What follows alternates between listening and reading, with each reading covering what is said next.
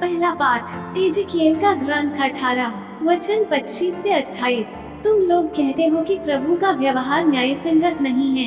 इस्राएलियों, मेरी बात सुनो। क्या मेरा व्यवहार न्यायसंगत नहीं है?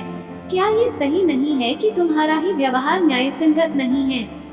यदि कोई भला मनुष्य अपनी धार्मिकता त्याग कर अधर्म करने लगता और मर जाता है, तो वह अपने पाप के कारण मरता है। और यदि कोई पापी अपना पाप में जीवन त्याग कर धार्मिकता और न्याय के पथ पर चलने लगता है, तो वह अपने जीवन को सुरक्षित रखेगा।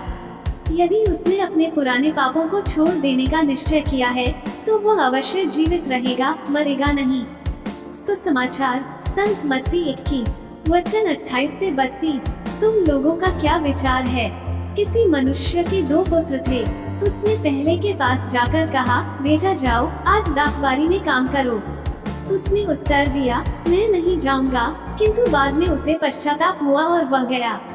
पिता ने दूसरे पुत्र के पास जाकर यही कहा। उसने उत्तर दिया, जी हाँ पिताजी, किंतु वह नहीं गया। दोनों में से किसने अपने पिता की इच्छा पूरी की? उन्होंने ईसा को उत्तर दिया, पहले ने। इस पर ईसा ने उनसे कहा, मैं तुम लोगों से यह कहता हूँ, नाकेदार और वेश्याएं तुम लोगों से पहले ईश्वर के राज्य में प्रवेश करेंगे।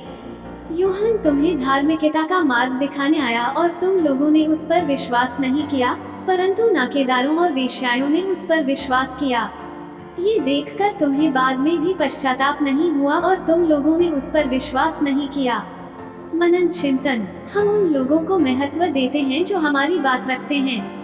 हम उन लोगों की सराहना करते हैं जो अपने वादों पर खरे उतरते हैं। प्रभु भी हमारे द्वारा किए गए वादों पर खरा उतरने के हमारे प्रयासों की सराहना करता है। आज के सुसमाचार के दृष्टांत में यीशु ने बताते हैं कि 2 पुत्रों में से एक ने अपने पिता से किया हुआ वादा नहीं निभाया। उसने दाख की बारी में काम करने का वादा किया था, लेकिन नहीं किया।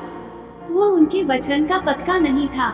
दूसरा बेटा विपरीत दिशा में चला गया। उन्होंने शुरू में कहा नहीं, लेकिन फिर इसके बारे में सोच विचार किया और वही किया जो उनसे पूछा गया था। हम शायद लोगों में उस गुणवत्ता की भी सराहना करते हैं, एक प्रारंभिक निर्णय पर प्रतिबिंबित करने की क्षमता और बेहतर करने के लिए मन का परिवर्तन, दिल का परिवर्तन। प्रभु हमें उसी गुण की सराहना करते हैं, बेहतरी के लिए मन और हृदय में बदलाव के लिए खुलापन। जब प्रभु कहते हैं और हम उनका कहना नहीं मानते, तो प्रभु हमारे मन परिवर्तन तक इंतजार करते हैं कि हम मन बदलकर फिर से उनकी बात मानेंगे और उनके आदेशों का पालन करेंगे। प्रभु हमें अपनी प्रारंभिक प्रतिक्रिया के बारे में बेहतर सोचने का समय देता है। जब हम हमारे एक नहीं को एक हाँ में बदल देते हैं, तो यह ईश्वर को प्रसन्नता प्रदान करता है। हिंदी में एक कहावत है, देर आए दुरुस्त आए। यदि हमने आज तक हमारे प्रभु के आदेशों के लिए ना कहा है, तो प्रभु हमें याद रहे, वो हमारा ईश्वर हमारे ना को हाँ में बदलने का इंतजार कर रहा है। हम अपने मनोभाव और विचारों को बदलें व यीशु की बातों को हाँ कहना सीखें। आमीन।